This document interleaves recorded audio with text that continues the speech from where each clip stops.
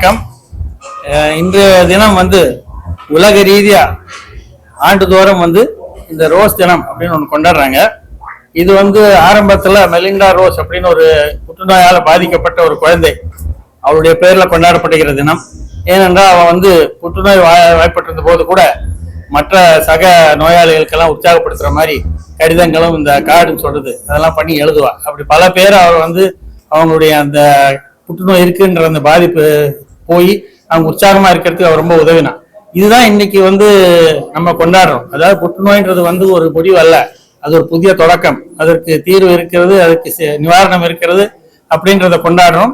இந்த நோய் வாய்ப்பட்ட நோயாளிகள் எப்படி எந்த ஒரு கஷ்டம் இருந்தாலும் அதை எதிர்கொண்டு வெற்றியை வாங்கி கூட இருக்கிற அந்த குடும்பத்தினரும் எல்லாருமே பல கஷ்டங்களை மேற்கொள்றாங்க. அதாவது உள்ள ரீதியா மனத்தளர்ச்சி, பொருளாதார பிரச்சனைகள், உடம்பளவுல நோயாளிகள் பிரச்சனைகள், இப்படி பல பிரச்சனைகள் இருந்தாலும் அதெல்லாம் மீறி இன்றைய சிகிச்சை கொடுப்பதன் மூலம் இந்த இவர்களுடைய வாழ்க்கையை மாற்றி ஒரு புது வாழ்வு கொடுத்து மறுபடியும் எல்லோரையும் போல ஆரோக்கியமா இருக்க இன்றைய தேதியில் முடிகிறது. இந்த எம்ஜிஎம் கேன்சர் புற்றுநோய் இன்றைய தேதியில் உலக ரீதியில் எந்த அளவுக்கு முன்னேற்றமாக ஒரு சிகிச்சை அளிக்க முடியுமோ அதை அளிக்க முடியும் என்று நாங்களும் உறுதியாக உங்களுக்கு கூறுகிறோம். இந்த குழந்தைகள் புற்றுநோயில் சிறந்த நிபுணர் டாக்டர் தீனா அவர்கள் இன்றைக்கு முக்கியமாக இந்த குழந்தைகளின் பங்கேற்பை பற்றி இப்போது உங்களுக்கு சொல்வார். வணக்கம். 1950s குழந்தைங்களுக்கு கேன்சர் வச்சுக்கோங்க, ட்ரீட்மெண்டே கிடையாது. ஆல்மோஸ்ட் 25% குழந்தைங்க தான் பழச்சிட்டு இருந்தாங்க, மீது 75% குழந்தைங்க இறந்துட்டு இருந்தாங்க. பட் கடைசி ஒரு 10-20 வருஷமா 190 குழந்தைங்க நல்லபடியா குணமடைகிறாங்க, கம்ப்ளீட்டா கியூர் ஆயிடுறாங்க. இதுக்கெல்லாம் காரணம் என்ன, இப்ப புதுசா வந்திருக்க சிகிச்சைகளும் அதுக்கேற்ற மாதிரி லேப் டெஸ்ட் எல்லாம் நல்லபடியா வந்ததால மக்களை விருப்பப்பட்டு எல்லாரும் குழந்தைக்கு ட்ரீட்மெண்ட் கொடுக்க ஆரம்பிச்சிருக்காங்க. அதாலதான் பிகாஸ் ஆஃப் பேரண்ட்ஸ் சப்போர்ட், டாக்டர்ஸோட சப்போர்ட் எல்லாம் இருக்கிறதால இப்ப ஆல்மோஸ்ட் 90% அது குழந்தைங்கலாம் சீக்கிரமாவே நல்லா குணமடைகிறாங்க. ஸோ இதுக்கெல்லாம் அதை தவிர கவர்மெண்ட் நல்லா சப்போர்ட் பண்றாங்க. சில டைம் கேன்சர் ஆன பேஷண்ட்டுக்கு போன் மேல டிரான்ஸ்பிளான்ட் பண்ற மாதிரி இருந்தா எலும்பு மஜ்ஜை சிகிச்சை பண்ணும்போது கூட கவர்மெண்ட் சப்போர்ட் பண்ணிட்டு இருக்காங்க. ஆல்மோஸ்ட் அவங்களும் எல்லாமே பண்றாங்க. அதால இப்ப இருக்கிற மீடியாவை நல்ல ப்ரொஜெக்டும் பண்றாங்க. குழந்தைங்களுக்கு கேன்சர் சரி பண்ணலாம்னு நினைக்கும் போது இது இருக்கும்போது எல்லாருக்கும் பாசிட்டிவ் எனர்ஜி வருது, எல்லாருமே ட்ரீட்மெண்ட் எடுக்க ஆரம்பிச்சிருக்காங்க. ஸோ அதாலதான் இப்போ இனிமேட்டு இன்னும் நல்லபடியா 100-95 குழந்தைங்களை சரியாகிற வரைக்கும் நம்ம முன்னேறணும்.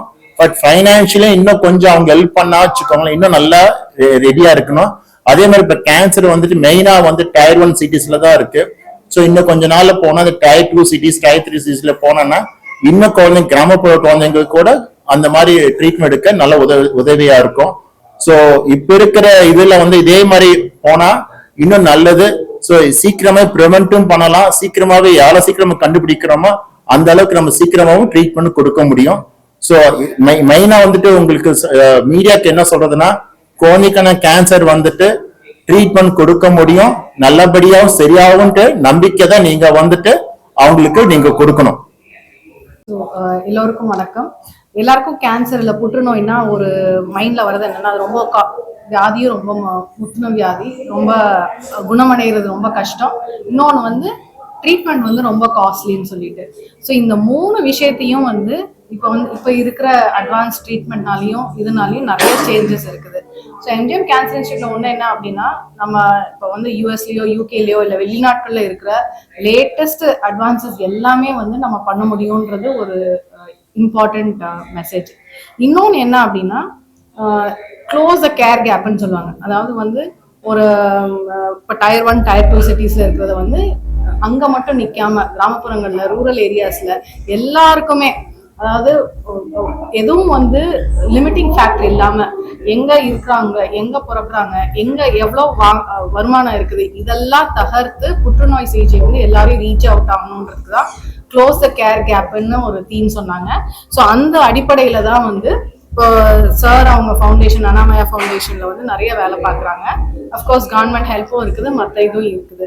ஸோ இதனால இங்க அதாவது இதுக்கான ரீசெண்ட் அட்வான்சஸ் சென்னையில மட்டும் இல்லாம சென்னை தாண்டி மற்ற ஏரியாஸ்க்கும் அது வந்து எடுத்துட்டு கொண்டு போறதுக்கு யூஸ்ஃபுல்லா இருக்கு. இருக்கு. ஒன்று வந்து ஆயுட்காலமே நீடிச்சு போச்சு. இப்போ எவ்வளவு வருஷம் ஒரு மனிதர் வாழ்கிறாரோ அந்த அளவுக்கு புற்றுநோய் வருவதற்கு ஆபத்து அதிகரிக்கிறது. ரெண்டாவது வந்து அவேர்னஸ், அதாவது விழிப்புணர்வு. இப்படி ஒரு நோய் இருக்கிறது. ஏன்னா இப்போ முன்னாலெல்லாம் வந்து உதாரணத்துக்கு இப்போ உங்க சொன்ன மாதிரி இப்போ முக்கியமா இந்த கிராமப்புறத்துல எல்லாம் வந்து ஒரு வயிற்று வலி அப்படின்னு சொல்லி போயிடுவாங்க. அது புற்றுநோயா இருந்திருக்கலாம். அந்த ஒரு விழிப்புணர்வு கூட அவங்களுக்கு கிடையாது. அவேர்னஸ் ஒரு முக்கியம். ரெண்டாவது அந்த நோயை கண்டுபிடிக்கக்கூடிய கருவிகள், அந்த பரிசோதனைகள் எல்லாம் முன்னேறி இருக்கு. இதெல்லாம் ஒரு பக்கம்.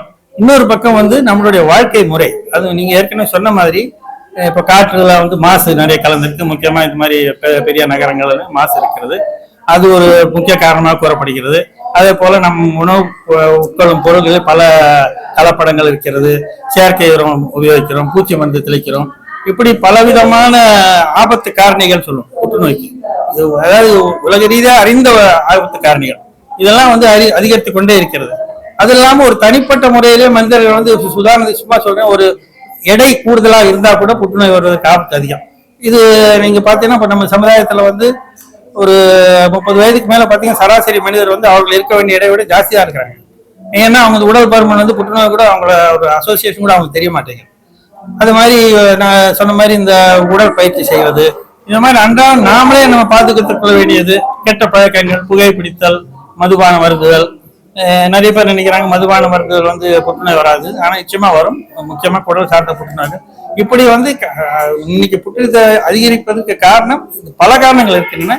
இதுல முக்கியமா நாம வந்து செலுத்த வேண்டிய கவனம் என்னன்னா இந்த ஆபத்து காரணிகளை குறைப்பது.